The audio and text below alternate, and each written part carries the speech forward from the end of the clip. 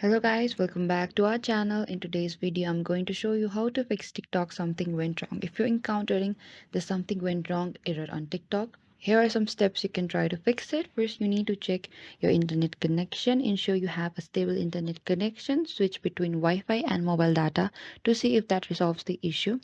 You could also try restarting the app just like after opening the TikTok. Go back and simply clear it and you could see to see if the error still persists, or you could also try clearing the app cache. In order to do that, press your TikTok app like this and go to the app information and go to the storage and cache. What you need to do is you can simply tap on the clear app cache,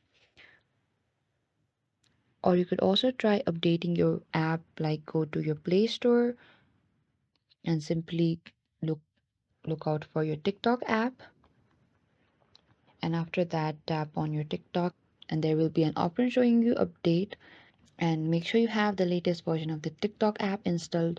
Check your app store for any updates, or you could also try restarting your device. Sometimes restarting your phone can resolve app related issues as well.